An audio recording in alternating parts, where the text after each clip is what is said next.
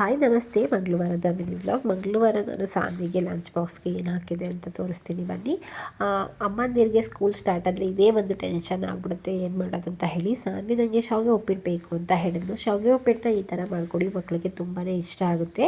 ಮೊದಲು ಶಾವಿಗೆನ ಆಯಲ್ಲು ಸ್ವಲ್ಪ ಬಿಸಿನೀರನ್ನು ಮಳ್ಳಿಸ್ಬಿಟ್ಟು ಅದರೊಳಗಡೆ ಆಯಲ್ ಹಾಕಿ ಸ್ವಲ್ಪ ಸಾಲ್ಟ್ ಹಾಕಿ ಬೇಯಿಸ್ಕೊಳ್ಳಿ. ನೆಕ್ಸ್ಟು ಒಲೆ ಮೇಲೆ ಬಾಣಲೆನ ಇಟ್ಕೊಂಡು ಅದಕ್ಕೆ ಆನಿಯನ್ನ ಹಾಕಿ, ಈರುಳ್ಳಿ ಮತ್ತು ಹಸಿಮೆಣ್ಸಿನ್ಕಾಯಿ, ಕಡಲೆಬೇಳೆ ಮತ್ತು ಉದ್ದಿನಬೇಳೆ, ಈರುಳ್ಳಿನ ಆದಷ್ಟು ಸಣ್ಣದಾಗಿ ಕಟ್ ಮಾಡ್ಕೊಂಡು ಹಾಕ್ಕೊಳ್ಳಿ, ಬೇಗನೆ ಫ್ರೈ ಆಗುತ್ತೆ.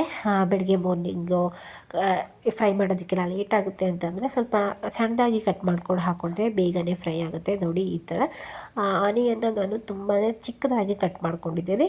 ನೆಕ್ಸ್ಟ್ ಅದಕ್ಕೆ ಸ್ವಲ್ಪ ಫ್ರೈ ಆಗಿದೆ ಅಂತ ಅಂದಾಗ ಅದಕ್ಕೆ ಸ್ವಲ್ಪ ಕರಿಬೇವನ್ನ ಹಾಕ್ಕೊಳ್ಳಿ.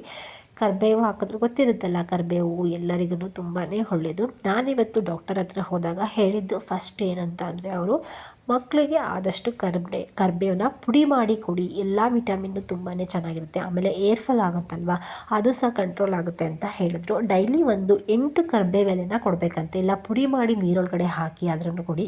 ಇಲ್ಲ ಆಗಲ್ಲ ಅಂತ ಹೇಳಿದ್ರೆ ಮಕ್ಕಳು ಬೆಳಗ್ಗೆ ಎದ್ದಾಗ 2 ಎಲೆ, ಸ್ಕೂಲಿಂದ ಬಂದಾಗ 2 ಈ ಥರ ಕೊಟ್ಕೊಂಡು ಬಂದರೆ ತುಂಬಾ ಒಳ್ಳೆಯದು ಅಂತ ಹೇಳಿದ್ರು ಡಾಕ್ಟರು. ನೆಕ್ಸ್ಟ್ ಇದು ಆನಿಯನ್ ಎಲ್ಲ ಚೆನ್ನಾಗಿ ಫ್ರೈ ಆದಮೇಲೆ ನಾನು ಶಾವಿಗೆನ ಬೇಯಿಸಿ ಇಟ್ಕೊಂಡಿದ್ದೆ ಅಲ್ವಾ, ಅದನ್ನು ಹಾಕ್ಕೊತಾ ಇದ್ದೀನಿ. ಅವಳಿಗೆ ಯಾವುದೇ ರೀತಿ ಅರಿಶಿಣದ ಪುಡಿನ ಹಾಕಬಾರ್ದಂತೆ, ವೈಟು ಶಾವಿಗೆನೇ ಮಾಡಿಕೊಡಿ ಅಂತ ಹೇಳಿದ್ಲು. ಅದಕ್ಕೋಸ್ಕರ ವೈಟ್ ಶಾವಿಗೆನ ಮಾಡ್ತಾಯಿದ್ದೀನಿ. ಇದಕ್ಕೆ ಸ್ವಲ್ಪ ಫ್ರೆಶ್ ಆಗಿರೋದು ಕಾಯಿ ತುರಿ ಮತ್ತು ಕರಿಬೇವನ್ನ ಹಾಕಿ ಸ್ವಲ್ಪ ನಿಂಬೆಹಣ್ಣಿನ ರಸನ ಹಾಕಬೇಕು.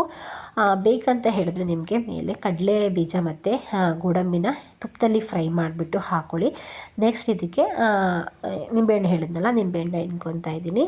ಇದಕ್ಕೆ ಕಡಲೆ ಬೀಜ ಮತ್ತು ಇದು ಗೋಡಂಬಿನ ಫ್ರೈ ಮಾಡಿ ಹಾಕೊಳ್ಳೋದ್ರಿಂದ ತುಂಬಾ ಚೆನ್ನಾಗಿರುತ್ತೆ. ನೆಕ್ಸ್ಟ್ ಇದು ಮಕೆನೋ ಸೀಡ್ಸ್ ಅಂದರೆ ಕಮಲದ ಬೀಜ ಹೂ ಬರುತ್ತಲ್ವ, ಅದನ್ನು ನಾನು ತುಪ್ಪ ಮತ್ತು ಅರಿಶಿಣದ ಪುಡಿ ಹಾಗೆಯೇ ಸ್ವಲ್ಪ ಪೆಪ್ಪರ್, ಉಪ್ಪು ಹಾಕಿ ಫ್ರೈ ಮಾಡಿ ಹಾಕ್ತಾಯಿದ್ದೀನಿ. ಇವತ್ತಿನ ಲಂಚ್ ಬ್ಯಾಗ್ಸ್ ಈ ಥರ ಮಾಡಿದ್ದೀನಿ ನೋಡಿ.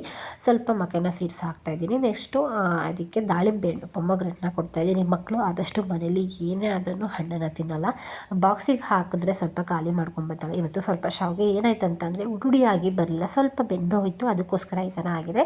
ಆರಿದ್ಮೇಲೆ ಆಟೋಮೆಟಿಕ್ಲಿ ಚೆನ್ನಾಗುತ್ತೆ. ಬಿಸಿ ಇದ್ದಾಗ ಸ್ವಲ್ಪ ಗಟ್ಟಿ, ಸ್ವಲ್ಪ ಉದುರು ಕಡಿಮೆ ಇರುತ್ತೆ. ಇವತ್ತಿನ ಸಿಂಪಲ್ ಲಂಚ್ ಬಾಕ್ಸ್ ಇಷ್ಟ ಆದರೆ ಒಂದು ಲೈಕ್ ಮಾಡಿ, ಸಬ್ಸ್ಕ್ರೈಬ್ ಮಾಡ್ಕೊಳ್ಳಿ. Thank you.